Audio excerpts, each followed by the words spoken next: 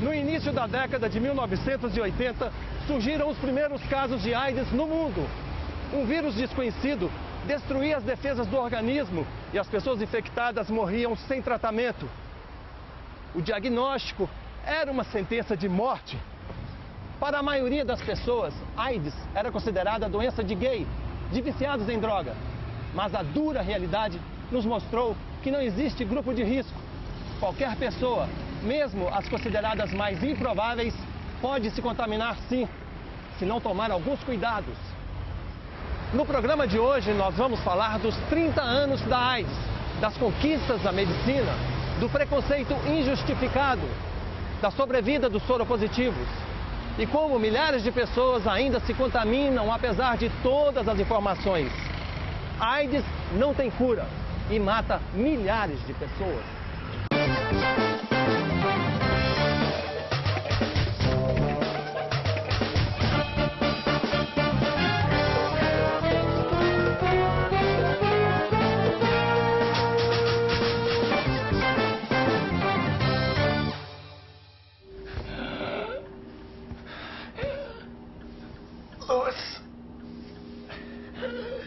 Louis, please wake up. Oh, God. Quando a síndrome da imunodeficiência adquirida, a AIDS, surgiu como epidemia no início da década de 1980, a mídia divulgava imagens de pessoas que se definhavam e morriam por causa de um vírus recém-descoberto. Ele destruía as defesas naturais do corpo e o organismo dos pacientes sucumbia diante de doenças comuns, chamadas de oportunistas, como gripe, tuberculose, pneumonia. Não havia medicamentos para controlar os avanços da doença e a morte iminente era terrível. Pessoas famosas também foram vítimas da AIDS e o pânico se espalhou. O medo e a ignorância geraram discriminação, pois as pessoas não sabiam como a AIDS era transmitida e se afastavam de qualquer um que pudesse estar contaminado. Na década de 90, em 1996, para ser mais específica, apareceu a segunda classe de medicamentos contra o HIV. E naquela ocasião, um pesquisador americano chamado David Home, ele elaborou uma teoria de que você deveria associar uma série de medicações para evitar a emergência, o aparecimento da resistência dos vírus aos medicamentos. Então ele sugeriu que se associassem 3 medicamentos de pelo menos 2 classes diferentes. Porque se o vírus escapasse de um, ele poderia ser contido por outro. Os primeiros medicamentos eram difíceis, cheios de efeitos colaterais, muitos comprimidos, mas todo esse campo foi se desenvolvendo de tal sorte que hoje nós temos mais classes de medicamentos, não só esses 2 iniciais, nós temos várias classes de medicamentos e temos hoje várias possibilidades de combinação. Então, aquela história que eu contei, que quando o indivíduo começava a tomar AZT, ele ficava bem por um período, meses, às vezes menos de um ano, mas que posteriormente ele tinha uma espécie de recaída, ela passou a não ser mais verdade com os novos esquemas. A esses novos esquemas se deu o nome de coquetel. Segundo o Ministério da Saúde, no Brasil há 608.230 pessoas infectadas pelo HIV. Pelo menos 250 mil não sabem que estão com o vírus no organismo. Em 2010, por exemplo, 34.200 pessoas contraíram o HIV no país. Mais de 11 mil morrem todos os anos em decorrência da AIDS. O que acontece? A infecção por HIV tem um período que é clinicamente silencioso, mas não é virologicamente silencioso. O tempo todo o vírus está ali se multiplicando, com maior ou menor intensidade, e está causando um dano no seu sistema imune, mas você não percebe. E você vai levando a sua vida normal. É por isso que grande parte das pessoas só descobre que tem o HIV, lembra que eu falei que tem 2 epidemias correndo? Só descobre que tem o HIV quando o dano do sistema imune é tão importante que elas têm uma doença oportunista. Agora, na verdade, elas já estão com aquela infecção provavelmente há vários anos. Nas décadas de 1980 e 1990, muita gente contraiu o vírus da AIDS em transfusões de sangue.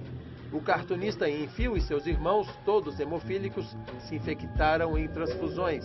Hoje já se sabe o que é necessário para que um estoque de sangue seja seguro ou relativamente seguro.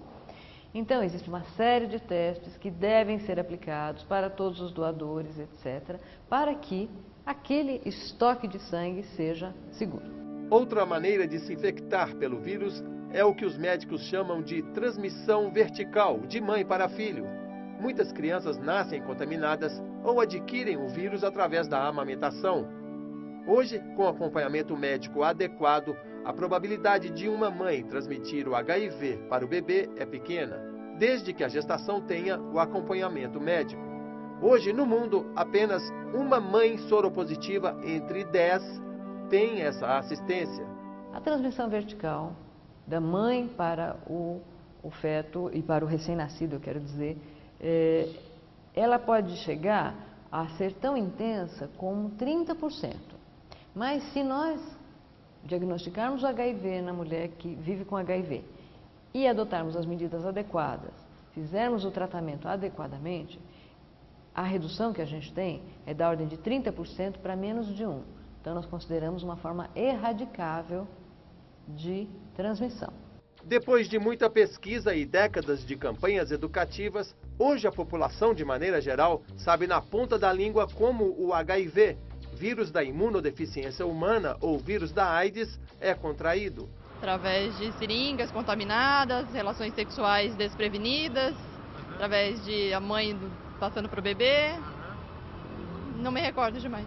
Transfusão de sangue também. Transfusão de sangue, exato. O uso da camisinha com o objetivo de controlar a proliferação da doença é uma das maiores preocupações do Ministério da Saúde e das secretarias de saúde dos estados e municípios. O preservativo independe da forma do relacionamento, da prática sexual. É fácil fazer as pessoas usarem preservativo? Não, é muito difícil. Tem determinadas coisas para as quais você não precisa fazer divulgação, propaganda nem nada. Para preservativo precisa, sim. Por quê? Porque as pessoas não acham tão bom, e na verdade não é tão natural mesmo, né? Eu acho que a gente não pode ter uma atitude achando que, imagina se tem algum problema. Não, as pessoas de modo geral resistem ao preservativo. Quando perguntamos a pessoas com mais de 30 anos se elas usam camisinha, a resposta é objetiva. Você nunca corre o risco, você nunca fala assim, dessa vez vai sem camisinha mesmo. Com você não acontece isso? Eu acho que não. Você não dá chance pro azar? Não, nunca. Você usa sempre camisinha em relações sexuais? Tem que usar sempre, né? Nenhuma vez você fala assim, dane-se, agora tá tudo... Não. Tem que se cuidar. Em relação sexual, você sempre exige o uso da camisinha? Com certeza. E se o cara não quiser usar? Aí não rola, né? Não rola. Ao perguntar àqueles mais jovens, a resposta não é lá tão incisiva. Você usa camisinha sempre? Eu uso camisinha sempre. Não existe nenhuma exceção? Já, claro que sempre existe exceção. Você nunca fez sexo sem camisinha? Já, mas eu não tenho certeza que não aconteceu nada. Como tem remédio, muitos jovens que não viram o início da epidemia, que não viu como as pessoas sofreram, né, que morriam pessoas a cada 5 minutos. Então, eu acho que essa banalização, ela pode acontecer, né? Então, a gente não tem que ficar dramatizando, mas a gente tem ainda que dar muita informação. Uma vez o dele vindo positivo, né, eu já estava me precavendo, né? Eu falei, com certeza o meu também, né? E aí foi feito o meu. Né? Mas mesmo que você tenha aquilo na cabeça, né, que pode vir positivo, você leva o choque.